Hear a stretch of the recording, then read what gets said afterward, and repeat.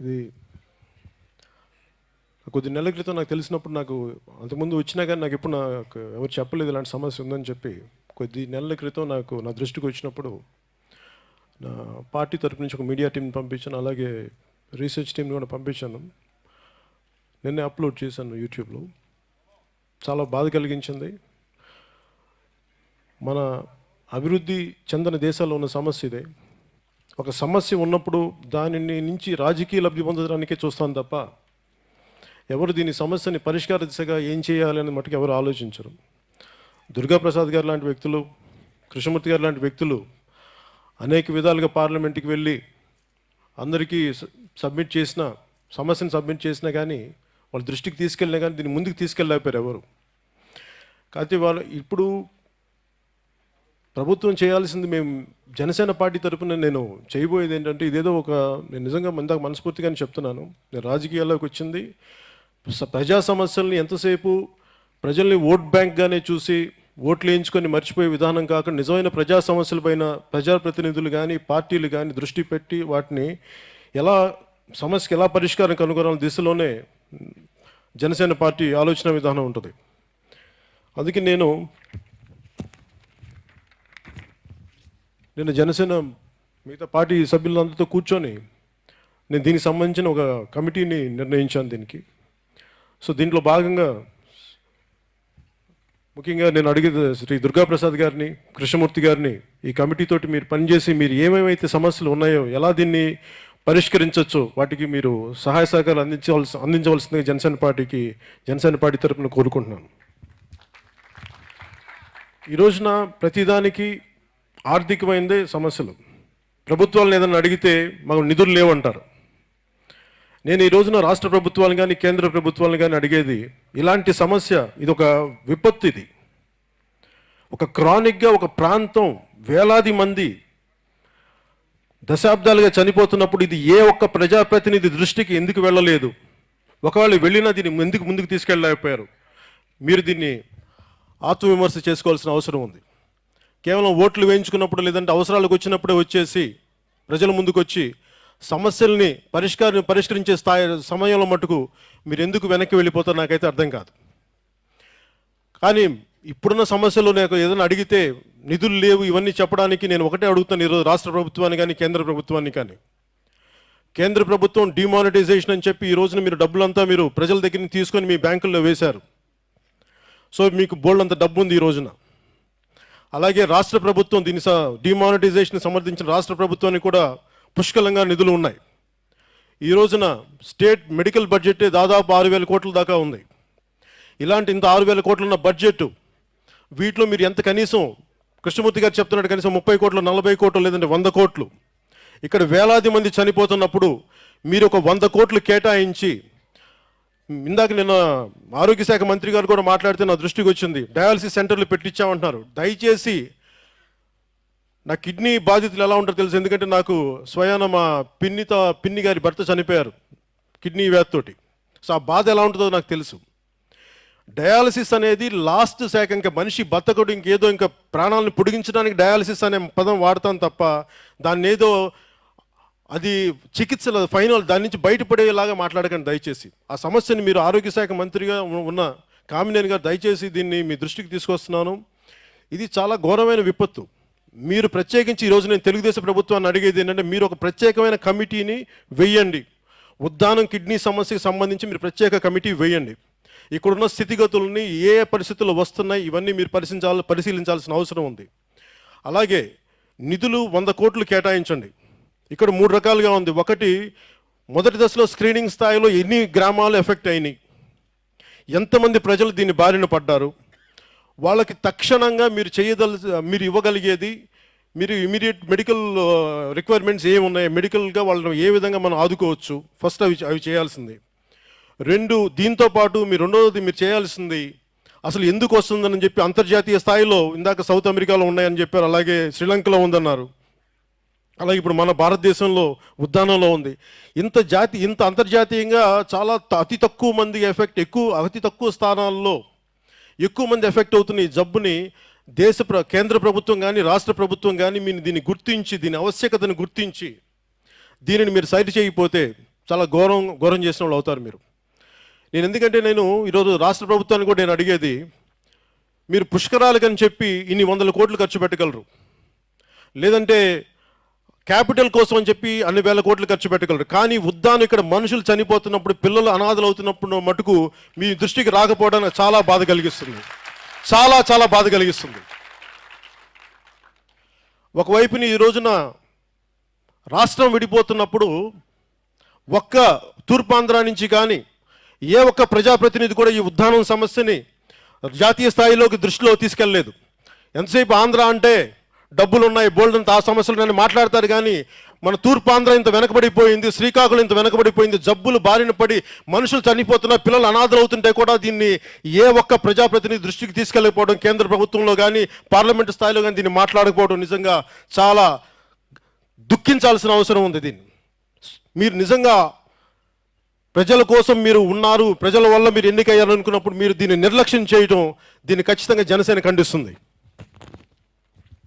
అలాగే ఈరోజు రాష్ట్ర ప్రభుత్వాన్ని నేను కోరుకునేది ఒకటే, జనసేన పార్టీ తరఫున నేను ఒక ప్రత్యేకమైన కమిటీ వేస్తున్నాను. ఈ కమిటీకి సంబంధించి మా పార్టీలో పని ఉన్న ముఖ్యుల్లో ఒకళ్ళైన డాక్టర్ హరిప్రసాద్ గారు, అలాగే సందీప్, ఇంకా మిగతా నాకు డాక్టర్ అశోక్ యాదవ్, సో వీళ్ళు ఇలా ఒక 5 మందితో కలిపి, అలాగే డాక్టర్ హరిప్రసాద్ గారు, డాక్టర్ కృష్ణమూర్తి గారు సూచనలు తీసుకుంటూ రాష్ట్ర ప్రభుత్వానికి, కేంద్ర ప్రభుత్వానికి దీన్ని ఎట్లా ముందుకు తీసుకెళ్ళాలి, ఈ సమస్యలకి పరిష్కారం ఎలా చేయాలి అని చెప్పి మేము వాళ్ళ తరపున పనిచేసి రాష్ట్ర ప్రభుత్వానికి నేనే స్వయంగా తీసుకెళ్ళి ఉద్దాన సమస్యని ముఖ్యమంత్రి గారికి, కాకపోతే ఇది నాకు చేయడానికి ముఖ్యమంత్రి గారి దృష్టికి తీసుకెళ్ళడానికి నెక్స్ట్ ఒక ఎన్ని రోజులు పడుతుందంటారు మీకు ఒక సమగ్ర రిపోర్ట్ ఇవ్వడానికి? ఒక 15 రోజుల్లో రిపోర్ట్ మా చేతికి వచ్చిన తర్వాత నేనే స్వయంగా ముఖ్యమంత్రి గారి దగ్గరికి, అలాగే ప్రజాప్రతినిధుల దగ్గరికి నేనే స్వయంగా దీన్ని తీసుకెళ్తానని మీకు సభాముఖంగా తెలియజేసుకున్నాను. వీటన్నిటికంటే ముఖ్యమైనది, వచ్చే 48 గంటల్లో ఈ కిడ్నీ వ్యాధి వల్ల అనాథలైపోయిన పిల్లలకి ప్రభుత్వం ఏదో ఒక రకమైన సహాయం చేయవలసింది కదా, ఆర్థికంగానా లేదంటే మీరు వాళ్ళని దత్తత తీసుకొని, ప్రభుత్వాలు దత్తత తీసుకొని వారికి ఏ విధంగా మీరు అండగా ఉంటారు, ఈ రెండు మీరు చేయాల్సిన అవసరం. అలాగే రాష్ట్ర ప్రభుత్వం మీ మంత్రివర్గం నుంచి ఒక కమిటీలాగా వేసి ఈ ఉద్దానం సమస్యని గుర్తించి, ముఖ్యంగా ఇక్కడ జబ్బును పడ్డ వ్యక్తులకి మీరు ఆర్థికంగా, అలాగే ఏ విధమైన మీరు మెడికల్గా ఎట్లా ఆదుకుంటారో ఇవన్నీ మీరు కమిటీ వేసి మాకు నెక్స్ట్ 48 గంటల్లో ప్రజలకు వివరించాల్సిందిగా నేను కోరుకుంటున్నాను. ఒకవేళ 15 రోజుల తర్వాత మా సమగ్రమైన రిపోర్ట్ జనసేన పార్టీని సబ్మిట్ చేసిన తర్వాత అప్పటికి దీన్ని ముందుకు తీసుకెళ్ళని పక్షంలో మటుకు నేను దీన్ని ఒక ప్రజా ఉద్యమంగా మటుకు నేనే స్వయంగా దీన్ని లీడ్ చేస్తానని చెప్పి మనస్ఫూర్తిగా మీకు తెలియజేస్తున్నాను. అలాగే కమిటీతో పాటు శ్రీకాకుళం జిల్లా నుంచి ముఖ్యంగా ఇక్కడ ఉన్న జనసేన యువ కార్యకర్తలందరికీ నాకు మీ సహాయ సహకారాలు కావాలి. ఇది జాతీయ స్థాయికి, అంతర్జాతీయ స్థాయికి తీసుకెళ్లేలాగా, ఇది ప్రభుత్వ దృష్టికి తీసుకెళ్లేలాగా మీరు కూడా మన కమిటీతో పనిచేసి మీరందరూ మీ సహాయ సహకారాలు అందించాల్సింది, మీరు పాలు పంచుకోవాల్సింది మనస్ఫూర్తిగా నేను కోరుకుంటున్నాను.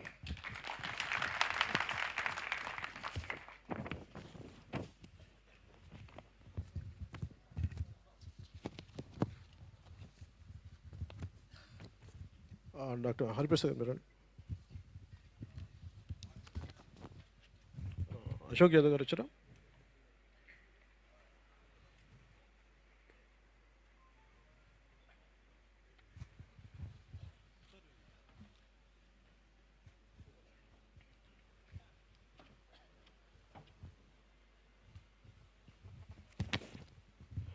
మీరు లీడ్ చేయండి దీన్ని. సందీప్, మీరు ఇంకొక ముగ్గురు కలిసి, మిగతా డాక్టర్ అశోక్ యాదవ్ ఉన్నారు కదా,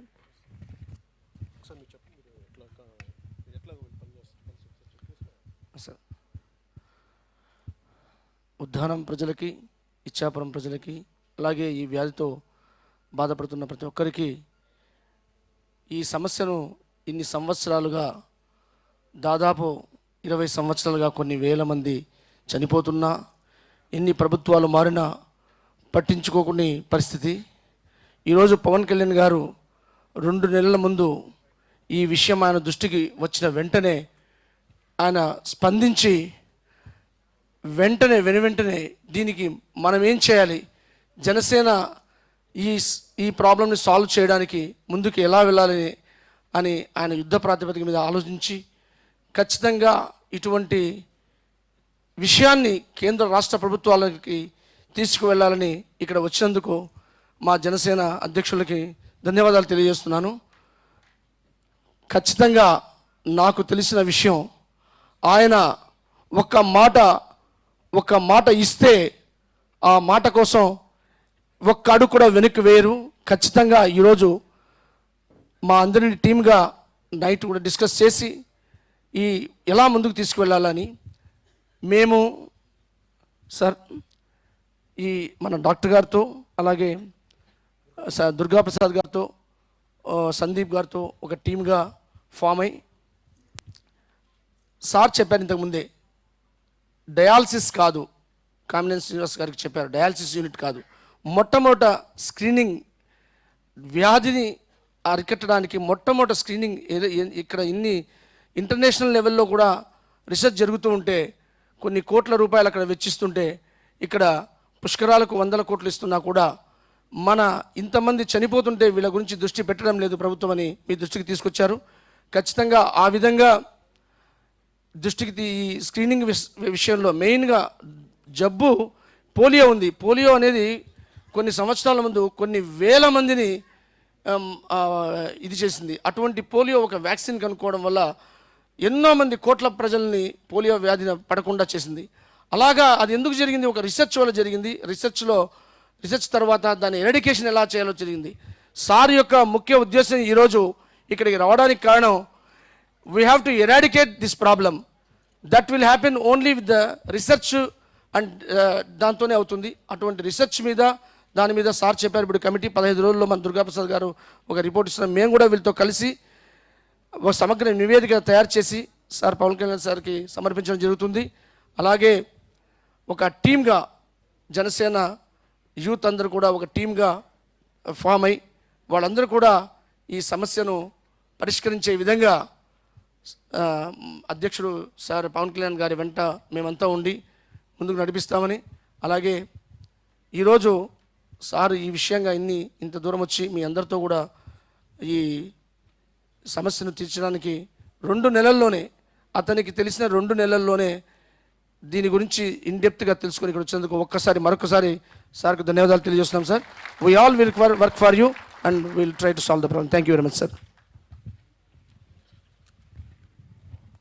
అలాగే ఈ సమస్యని మా దృష్టికి తీసుకొచ్చిన శ్రీ సందీప్ ఈ మనోజ్ సంరక్షణ బాధ్యతలు ఆయన తీసుకుంటానని చెప్పి సభాముఖం ఇప్పుడు తెలియజేశారు.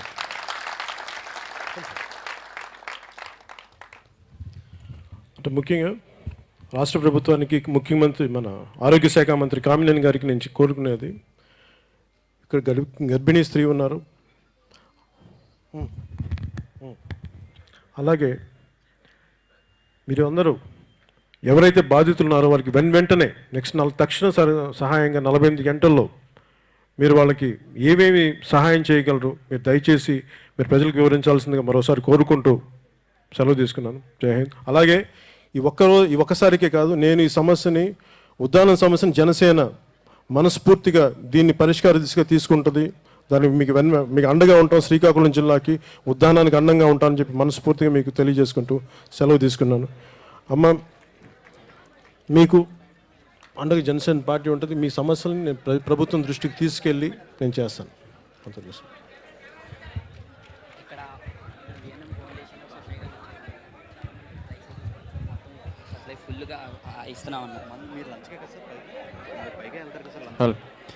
దయచేసి అందరూ కూర్చోవాలండి. దయచేసి అందరూ కూర్చోండి ప్లీజ్. దయచేసి అందరూ కూడా ఎవరు వారి సీట్లలో దయచేసి కూర్చోండి. Thank you. జై హింద్ సార్.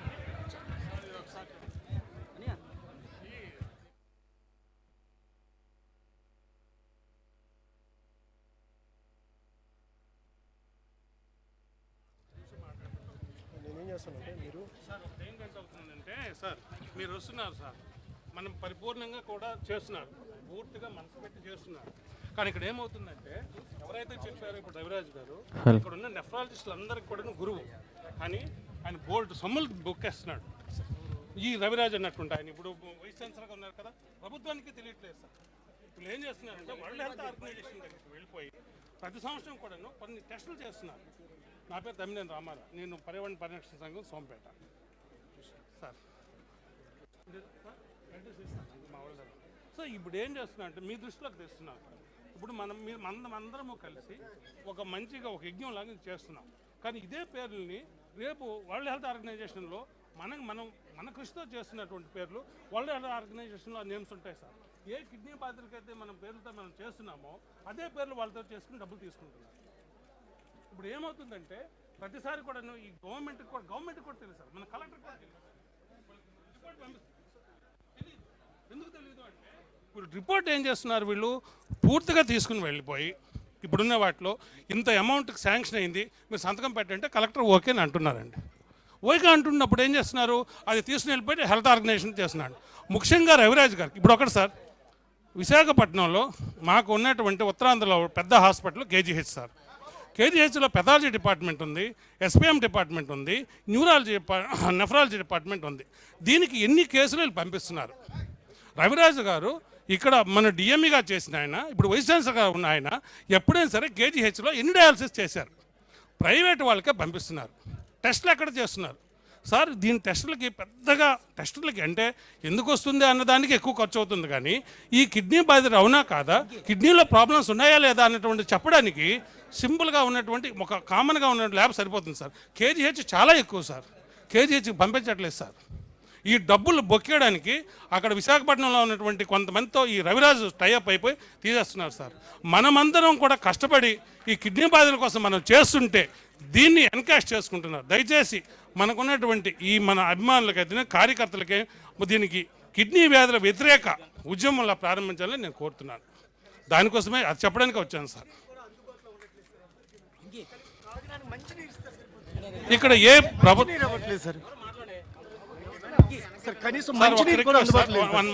బ్రదర్ ఒక నిమిషం, ఒక్క రిక్వెస్ట్ సార్. ఒక మంచి కార్యక్రమం మీద ఒక యజ్ఞం లాగా మీరు వచ్చారు, మీకు అందరికీ కూడా మీకు ధన్యవాదాలు చెప్తూ మనం ఎటువైపు నుండి మనం చేస్తున్న సేవలన్నీ మనం ఏమైతే సేవలు చేస్తున్నారో ఈ సేవలను ఒకవైపు చేసుకొని మీరు దయచేసి మీరు చేయాల్సింది దీన్ని ఈ పేర్లు ఉపయోగించుకొని గవర్నమెంట్ వరల్డ్ హెల్త్ ఆర్గనైజేషన్ నుండి కోట్లు బొక్కేసినటువంటి ఈ రవిరాజ్ వాళ్ళ మీద స్కామ్ జరుగుతుంది. నేను సభాముఖంగా మీ ముఖంగా చెప్తున్నాను. రేపు నేను మొత్తం ఇంకో 10 రోజుల్లో మొత్తం లిస్ట్ పట్టుకుని వస్తాం సార్, ఎంతమందితో ఎంత స్కామ్ జరిగిందని. దయచేసి మీరు సహకరించేసి చేయండి. అంటే మీరు చెప్పింది అర్థం చేసుకున్నాను. దీని వెనక ఏంటి అని మీరు అందుకనే పార్టీ కమిటీ ఏర్పాటు చేసి మీరు వాళ్ళకి చెప్పండి, వాళ్ళ దృష్టికి తీసుకెళ్ళాలి. నేను ఇవన్నీ ప్రభుత్వం దృష్టికి నేను స్వయంగా తీసుకెళ్తాను. అంటే మీరు చెప్పింది ఇవన్నీ మనం ప్రూవ్ చేయగలగాలి. మీరు అంటే మీరు ఆధారం ఉన్నప్పుడు సంతోషం, కానీ మీరు దాని దృష్టిలో పెట్టుకొని మీరు ఏ కమిటీకి అయితే నేను చెప్పానో ఆ కమిటీకి మీరు చెప్పండి, నేను దాన్ని దృష్టికి తీసుకెళ్తాను, ప్రభుత్వం కేవలం మంచినీళ్ళకి సంబంధించిన ఒక్కటే కాదు కదా, నేను మొత్తం అందుకే రిపోర్ట్ మొత్తం ఇచ్చిన తర్వాత నేను ఇస్తాను. అదే చెప్పాను. Thank you.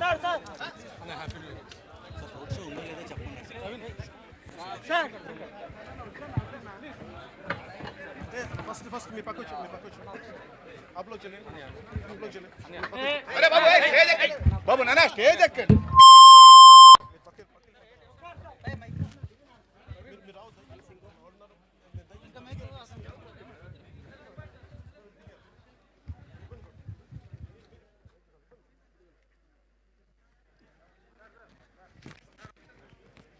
మైక్